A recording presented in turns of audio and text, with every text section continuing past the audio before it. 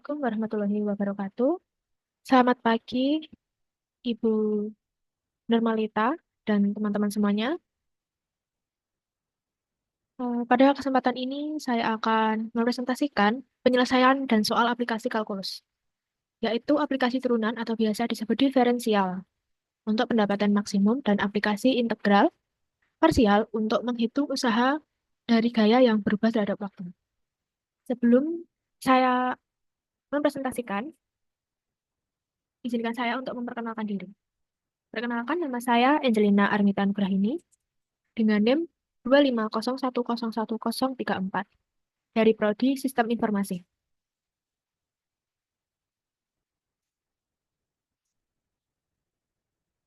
Kita bisa melihat soal 1, yaitu soal aplikasi turunan atau maksimum pendapatan. Sebuah toko online menjual produk dengan fungsi pendapatan dalam juta rupiah sebagai berikut. Ini adalah rumusnya. Dengan Q adalah jumlah produk terjual per unit. Pertanyaannya, yang pertama, tentukan nilai Q yang membuat pendapatan RQ maksimum. Yang kedua, pendapatan maksimum tersebut. Dan yang ketiga, jelaskan makna hasilnya bagi strategi penjualan. Sebelum kita masuk ke dalam penyelesaian soalnya, mari kita bahas di penjelasan masalah ini. Masalah pada soal 1 adalah menentukan jumlah produk yang harus dijual agar pendapatan menjadi paling besar. Dalam kenyataannya, penjualan yang terlalu sedikit maupun terlalu banyak tidak selalu menghasilkan pendapatan maksimal. Sehingga diperlukan cara untuk menemukan titik penjualan yang paling optimal. Nah, di sini kita akan mencari nilai maksimum pendapatan tersebut. Diketahui dari soal, RG menyatakan pendapatan dalam juta rupiah, dan G menyatakan jumlah produk yang terjual. Ditanyakannya adalah nilai maksimum pendapatan. Untuk mencari nilai maksimum, kita perlu mencari titik stasioner dengan menurunkan fungsi pendapatan RG, dan menyamakannya dengan 0, R aksen Q sama dengan 0. R aksen Q sama dengan D per Q dalam kurung min 0,02 Q pangkat 2 ditambah 10 Q. Kenapa kita mengambil rumus turunan ditulis D per Q? Karena kita ingin mengetahui perubahan suatu fungsi terhadap variabel Q. Dan huruf Q bisa diganti sesuai variabel yang digunakan dalam soal. Lalu kita mendapat jawaban 2 dikali min 0,02 Q pangkat 2 dikurangi 1 plus 10. Kenapa bisa ada 2 ini? Karena kita mengambil pangkat 2 dari Q pangkat 2. Lalu Q pangkat 2 dikurangi 1 karena turunan itu selalu dikurangi 1. Dan kenapa 10 Q ini bisa menjadi 10? Karena konstanta. Atau bisa dibilang Q ini 1.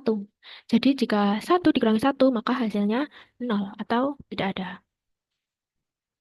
Dan kita bisa mendapat jawaban min 0,04 Q ditambah 10. Ini dari 2 dikali min 0,02. Dan kenapa Q? Karena 2 dikurangi 1. Dan Q sama dengan 1 ditambah 10. Cari nilai Q saat R aksen sama dengan 0. Di sini tertulis min 0,04 Q ditambah 10 sama dengan 0. Lalu kita tulis 10 sama dengan 0,04 Q. Kenapa min 0,04 ini dipindahkan? Karena agar kita lebih mudah untuk mencari nilai Q-nya. Jadi kita pindahkan 0,04 Q ini ke posisi kanan agar tidak minus. Lalu kita tulis Q sama dengan 10 per 0,04. Karena kita akan mencari Q-nya. Q sama dengan 1000 per 4. Kenapa kenapa ditulis 1000 per 4? Agar memudahkan kita untuk mencari nilai per unit tadi, maka kita kalikan agar tidak menjadi desimal ya teman-teman. Jadi 10 per 0,4 ini dikali 100 agar bisa menjadi 1000 dikali 4. Lalu di sini kita sudah mendapatkan nilai Q sama dengan 250 unit. Oke, teman-teman. Jadi kita substitusikan nilai Q sama dengan 250 ke dalam fungsi awal RQ. R 250 tadi kita tulis dari ini ya, teman-teman. Sama dengan min 0,02 dalam kurung 250 pangkat 2 ditambah 10 dalam kurung 250. Nah, di sini kita dapat 0,02 dalam kurung 62.500. Maaf, ini salah penulisan. Harusnya sudah tidak ada pangkat lagi ya. Jadi ini harusnya min 0,02 dikali 62.500 ditambah 2.500. Nah, kenapa bisa hasilnya min 1.250? Karena kita coret 0 di depan ini dan di belakang sini. Jadi hasilnya seperti ini, ditambah 250. Sama dengan hasilnya 1.250. Atau bisa kita tulis menjadi 1.250 juta rupiah atau 1,25 miliar.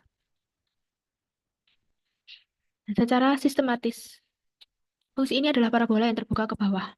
Maknanya bagi strategi penjualan adalah titik optimal. Toko harus menargetkan penjualan tepat di 250 unit untuk mendapatkan pemasukan tertinggi. Hukum diminishing return, yaitu jika toko memaksakan menjual lebih dari 250 unit, yaitu mungkin dengan diskon besar-besaran yang menggerus margin. Total pendapatan justru akan turun karena koefisien negatif pada Q pangkat 2. Begitu juga jika menjual kurang dari 250, potensi pendapatan belum dimaksimalkan. Nah, kita berlanjut ke soal 2. Di soal 2 ini saya mendapat aplikasi integral parsial untuk energi dari gaya yang berubah terhadap waktu. Sebuah alat uji memberikan gaya dalam Newton pada suatu benda mengikuti fungsi. Ini adalah fungsinya dengan T dalam detik. Jika benda bergerak dengan kecepatan konstan V sama dengan 0,5 m per s, maka usaha atau work yang dilakukan alat dari T sama dengan 0 sampai T sama dengan 2 detik adalah ini. Ini adalah rumusnya. Pertanyaannya, soal yang pertama yaitu hitung W sama dengan integral batas atas 2 dan batas bawah 0.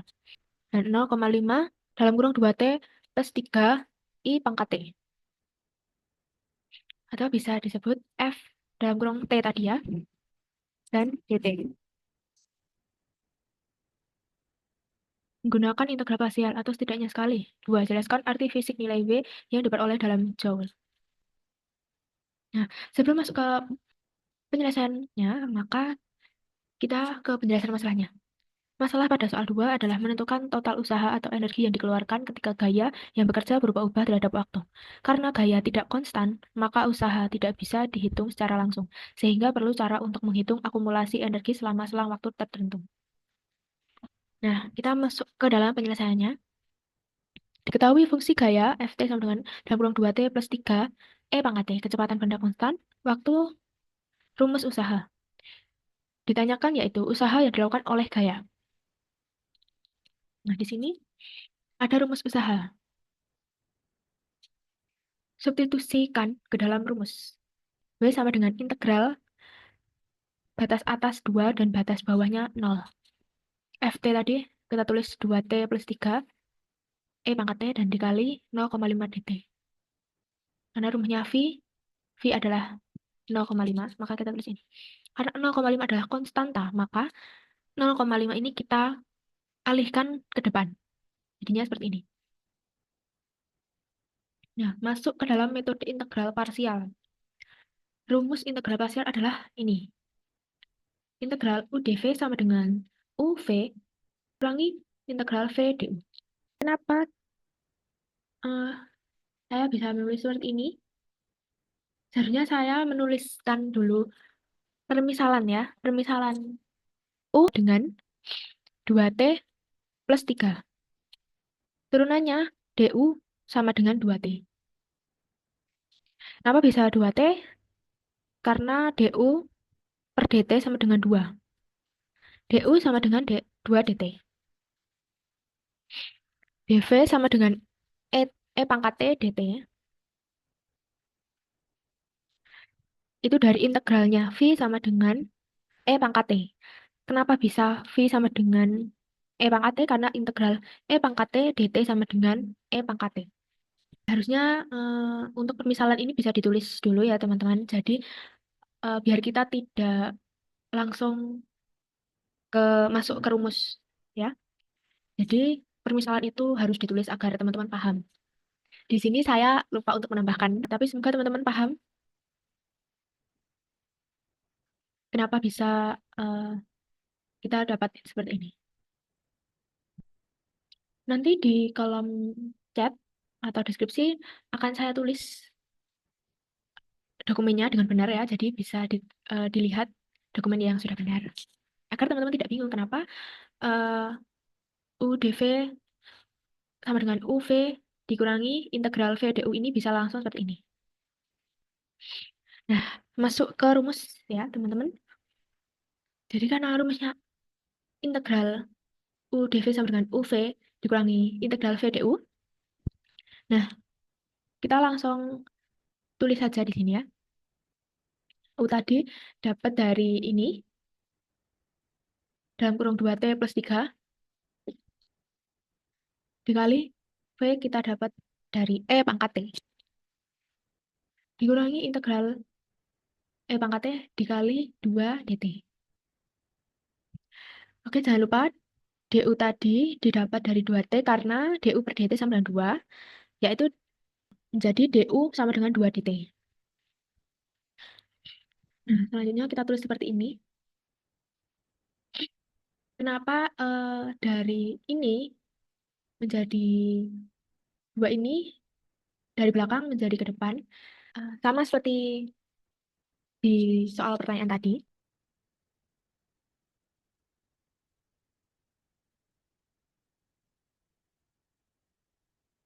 Itu karena uh, konstanta ya teman-teman. Jadi konstanta ini bisa dipindahkan ke depan. Nah, lalu kita ke sini. 2T tambah ini 2ET. Lalu kita tuliskan seperti ini.